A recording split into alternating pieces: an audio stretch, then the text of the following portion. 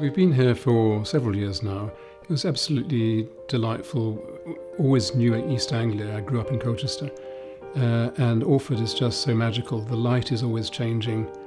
There's so much sky. And frankly, the food that you can get locally is just amazing. It was originally an agricultural building from the 18th century with stables and grain stores and so on. And it had been a bit derelict. And it was then completely transformed into a house in 2004. So the outside is the old brick building, and the inside is essentially a modern house.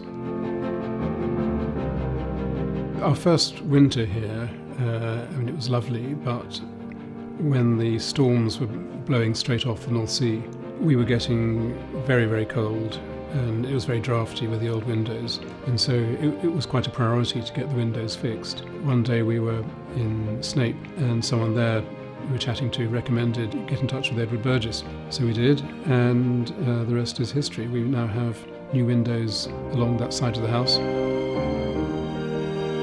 We were so pleased with the first lot of windows we had in the living room that we then decided to get the kitchen windows and door redone. That was an extension that had been done some years ago with East Anglian style weatherboarding, but that was in very poor condition.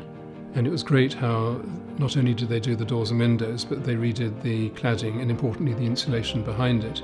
And again, that made a massive difference straight away to the insulation of the house, and frankly just made it more secure because anyone could have just removed, in fact the boards were almost falling off by themselves, so it made it more secure.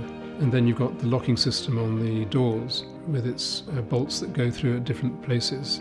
It's a much more secure locking system than traditional 5-lever mortise locks. And the engineered wood solution was very attractive, doesn't warp, and yet it's still wood, so it respects the style of the house.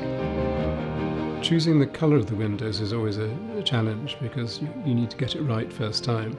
And nowadays the range of colours that you can get is just almost infinite.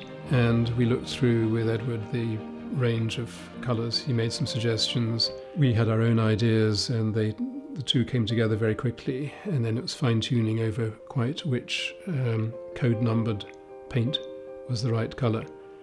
We also wanted something that toned in with the surroundings. It's a bluey-grey colour, but I say bluey-grey because actually the light is always changing here, and according to the light it can go from blue through grey even to green on occasions, just depending on how the light catches it. So we're very pleased. It's also very, very tough and microporous paint. You can wash it down, and we're assured it's very, very durable. We were talking to some friends elsewhere in the village who were asking about windows, and we were talking about how we just had new windows and were very pleased with them. They said, "Oh, who did you use?" And so we said, and we were very pleased to see that they then also had Burgess windows.